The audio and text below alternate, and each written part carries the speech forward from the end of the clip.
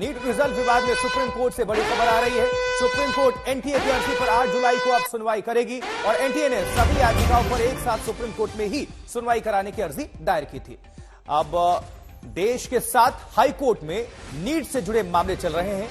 कल supreme court ने 3 याचिकाओं पर सुनवाई करते हुए अगली सुनवाई की तारीख 8 जुलाई मुकर्रर की थी और इनमें से एक याचिका में नीट परीक्षा में हुई पेपर लीक की सीबीआई जांच की मांग की गई है।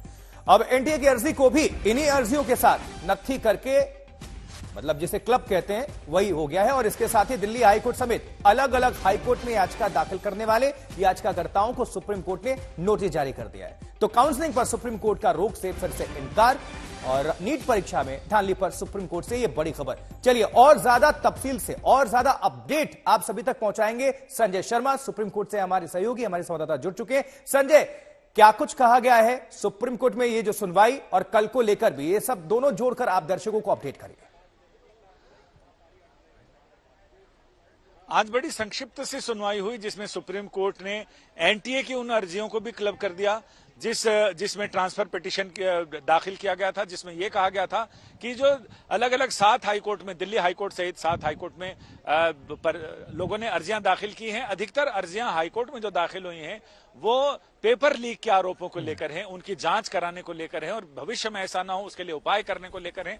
सुप्रीम कोर्ट ने उसमें भी सिंपली सारे याचिकाकर्ताओं की याचिकाओं की तरफ से जो अपोनेंट्स हैं, जिसमें एनटीए की याचिका में जो हाईकोर्ट के याचिकाकर्ता हैं उनको नोटिस जारी किया है। 2 हफ्ते में उनको काउंटर एफिडेविट दाखिल करने को कहा गया है। 8 जुलाई को इस मामले में अगली सुनवाई के लिए जो कल तारीख मुकर्रर की गई थी उसी के साथ क्लब कर दिया गया है। यानी इसमें एनटीए की याचिकाएं भी हैं और इसी में थोड़ी देर के बाद जब उन 5 याचिकाओं की सुनवाई हुई जिसमें आरोप लगाए गए थे कि एनटीए की परीक्षा पेपर लीक और ग्रेस और तमाम चीजें, तो उनको भी क्लब कर दिया है और उनके लिए भी कोर्ट ने 8 जुलाई की तारीख मुकर्रर की है।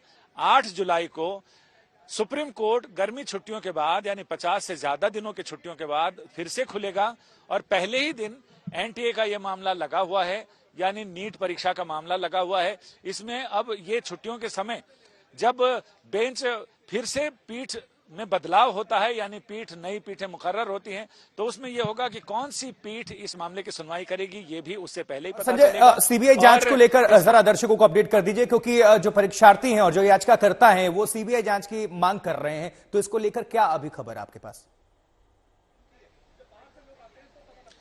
अलग अलग तरह की याचिकाएं हैं। कुछ याचिकाकर्ताओं ने सीबीआई जांच की मांग उठाई है सुप्रीम कोर्ट के आगे कि सुप्रीम कोर्ट इसकी सीबीआई जांच का निर्देश सरकार को दे, आदेश दे और सरकार सीबीआई जांच कराए।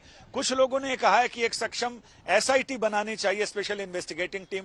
कुछ लोगों ने कहा है कि वो एसआईटी की निगरानी सुप्रीम कोर्ट के जज या रिटायर्ड जज के को जिम्मेदारी दी जानी चाहिए, ताकि सुप्रीम कोर्ट के मौजूदा जज या रिटायर्ड जज की निगरानी में वो जांच चले, जिससे कि ये भरोसा रहे कि जांच सही दिशा में जा रही है।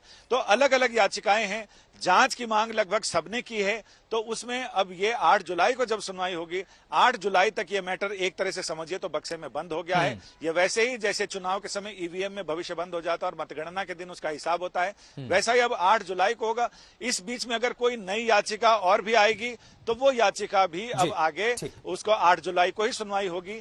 बेंच अभी तय नहीं हुई है कि कौन कौन से जजों की बेंच कंप्राइज की जाएगी और वो बेंच इसकी सुनवाई करेगी। ठीक है संजय, आप बने रहिए आप हमारे साथ, हम फौरन हम दोबारा रुक करते हैं। और इस बीच बड़ा विवाद पेपर लीक को लेकर है। देखिए, कल शिक्षा मंत्री धर्मेंद्र प्रधान ने कहा कि पेपर लीक के प्रमाण नहीं मिले हैं, लेकिन 8 जुलाई को जिन अर्जियों पर सुनवाई होगी उसमें बड़े स्तर पर पेपर लीक की घटनाओं का हवाला देते हुए मन माफिक एग्जाम सेंटर चुनने के लिए अपनाए जा रहे हथकंडों का भी जिक्र है। ओडिशा, झारखंड, गुजरात जैसे राज्यों के छात्रों ने नीट का एग्जाम देने के लिए गुजरात के गोधरा में एक खास सेंटर को चुना है और इन छात्रों ने नीट क्लियर करने और गोधरा में एक खास सेंटर जय जल राम स्कूल में अपना सेंटर चुनने के लिए 10 लाख रुपए तक की रिश्वत दी।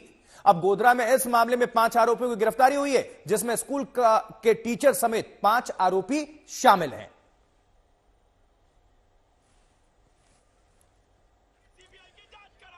तो बिहार से लेकर गुजरात तक छापेमारी चल रही है, गिरफ्तारी हो रही है और 2 सहयोगी गुजरात से और बिहार से हमारे साथ जुड़ चुके हैं। गुजरात से ब्रजेश दोषी जुड़े हुए, जबकि बिहार से जुड़े हुए आदित्य वैभव हमारे साथ पटना से जुड़ गए हैं, लेकिन गुजरात का पहले रुख कर लेते हैं। गुजरात में बहुत हलचल तेज है और ये जो आरोप लग रहे हैं ब्रजेश, इसमें क्या सच्चाई, क्या प्रूफ सामने आया, जांच चल रही होगी, कितनी गिरफ्तारियां हुई हैं, एक्शन क्या देखने को मिला?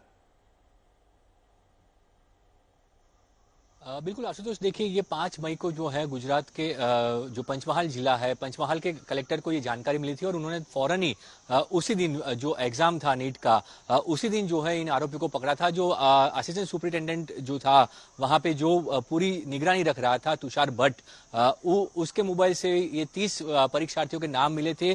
30 परीक्षार्थियों ने जो है उनसे संपर्क किया था और उनको सिर्फ ओएमआर शीट में जितना आता हो उतने आंसर देने थे, बाकी शीट खाली छोड़नी थी। और वो तुषार भट्ट जो असिस्टेंट सुपरिटेंडेंट था वहां पे, वो खुद सारी जो ओएमआर शीट है वो सील करने से पहले उसमें जो है वो आंसर भरने वाला था। तो ये पूरा मॉडस ऑपरेंडी था और इसके वजह से जो है तुषार भट्ट को पकड़ा। उसके साथ जो वहां के प्रिंसिपल थे परसोत्तम शर्मा, उनको भी पकड़ा गया। जय जलाराम स्कूल जो है वो गोधरा में आया हुआ है, उनके प्रिंसिपल को पकड़ने के बाद जो है जो कंसल्टेंसी थी, ओवरसीज कंसल्टेंसी जो वडोदरा स्थित है, उसका जो मालिक है परशुराम रॉय, उनको भी पकड़ा गया। ये 3 जो है मुख्य आरोपी हैं। उसके अलावा 2 और कुल 5 आरोपियों को जो है पंचमहाल पुलिस ने पकड़ा है और उनको कोर्ट में पेश किया गया था। उनको जो है उनकी जो जमानत याचिका थी वो खारिज कर दी है कोर्ट ने। अब बड़ा सवाल यह है कि जो 30 परीक्षार्थी हैं उनके पेरेंट्स के साथ भी पुलिस ने जो है पूछताछ की है और अब ये पूरा मामला एनटीए के पास गया है। पुलिस ने एनटीए से जानकारी मांगी है कि ये कैसे सिलेक्ट होता था, ये कैसे ये सेंटर इनको दिया गया था, क्या प्रोसेस था, स्टाफ सिलेक्शन का प्रोसेस क्या था, पर अभी तक एनटीए की ओर से कोई भी जवाब नहीं दिया गया। जब एनटीए जवाब देगा उसके बाद स्पष्ट होगा कि ये सेंटर कैसे सिलेक्ट हुआ, उनका स्टाफ कैसे अलोकेट किया गया, किस तरह से जो है ये पूरा मामला था, क्या ये सिलेक्ट करने में ही घोटाला था या फिर जो है परीक्षा में घोटाला था। तो ये दोनों चीज जो है उस पर पुलिस अभी जांच कर रही है और ये जो पता चलेगा, एक बार एनटीए की ओर से जवाब आएगा उसके बाद वो सारी स्थिति क्लियर होगी। ब्रजेश, आप हमारे साथ बने रहिए। गोधरा पुलिस क्या कह रही है, वहां के जो एसएसपी हैं गोधरा के, हिमांशु सोलंकी, उनको सुनते हैं।